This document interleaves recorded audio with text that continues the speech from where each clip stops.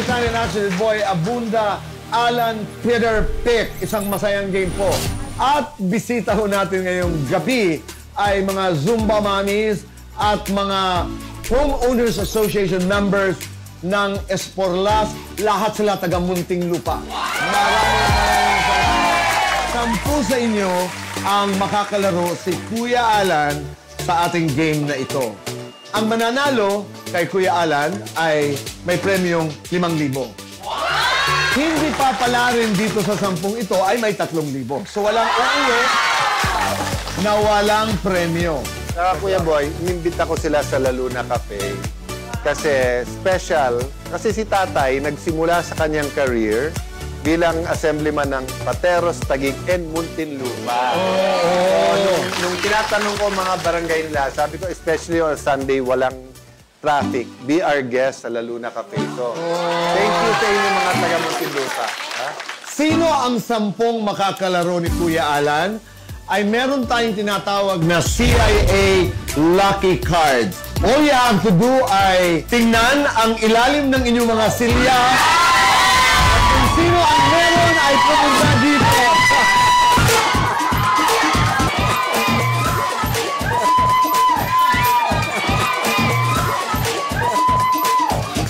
Dahil naman ang grupo natin ngayon ay organized groups, di ba? Yung Barkadang Zumba at yung Barkada's Homeowners. Kung sino mas maraming manalo, ha? Halimbawa, sa inyo 4, sa inyo 3. O, magdo-donate din kami sa asosasyon nyo ng another 10,000. Tignan natin kung sino sa dalawa, ha? Kung di mananalo, may 5,000 kayo sa asosasyon nyo. So, umpisa na natin, Maritim. Ready? Go! 3,000 pesos! 3,000 pesos. Maraming salamat. Go! 5,000 pesos! Congratulations! Go! 3,000 pesos! Go! 5,000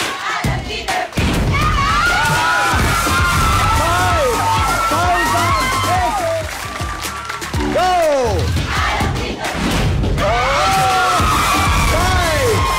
5,000 pesos!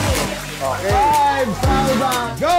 3,000 pesos! Humahabol, humahabol, ha? 3,000 pesos! Ready! 3,000 pesos! Go! 3,000 pesos! Thank you! Go! 3,000 pesos! So may 10,000 na yung Zumba ko. Ready! Go!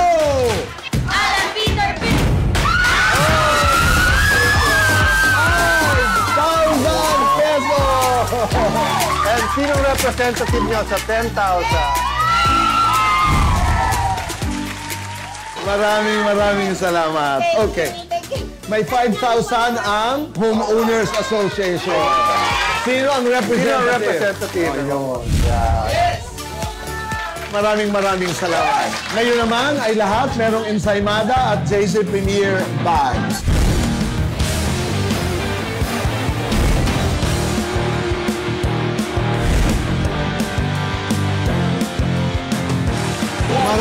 Maraming salamat. Kuya Boy, nalala mo nung bata tayo sa math, sabi nila, di ba, pag fractions, minsan nahanapin mo yung common denominator. So, naging madali ang ating case-to-face kahit komplikado yung kaso. Bakit? Yung common denominator, yung pagmamahal sa anak, ang hirap talaga pag may nag-aaway. Lalo kung parehong may punto, parehong may emosyon, di ba? Importante ang batas. Pero mas importante, ano bang pundasyon ng pinag-uusapan? At sa pamilya, yung pagmamahal sa anak talaga eh. Pero pag nakakapanood tayo ng mga kwento, katulad nung naganap ngayon, kina Omar at saka kay Rose, nalalaman natin that it is possible. Kung gusto mo ng pananaw, kung gusto mo ng relasyon na hindi mas makaka-aggravate doon sa kaso, pwede mong lumayo ka ng corner. Kasi yung mga bata, kanina, body language pa lang ni Omar eh. Halata na hindi nito alam eh. close ako sa mga anak ko. Ang isa naman, may point of view na parang wala akong gusto. Ang gusto ko lang magkaroon ka ng relasyon. So, two sides of the story. Pag ikay halimbawa na nasa gitna, hindi mo talaga alam ang detalye, ang nuances. Doon naman kay Rose, sa ating OFW organic farmers, Kuya Boy, no? Natutunan ko, pwede pala ang rose mamunga ng gulay. No, pero pwera biro, Oo. yung pala pag basta't may inumpisahan ka, tapos basta't maganda, mamumunga yun. So maraming salamat. Ganyan tayo dito sa ating programa. Lagi tayong may natututunan. As the late kumpanyero Rene Cayetano would always say, huwag magpaapi, alamin ang batas. And allow me na idagdag, kung may legal na kaalaman, mas mailalaban ang ating karapatan. Doon lamang tayo sa tama. Dahil sa batas, wala tayong mawala. Kita-kita tayo muli. Dito lamang po sa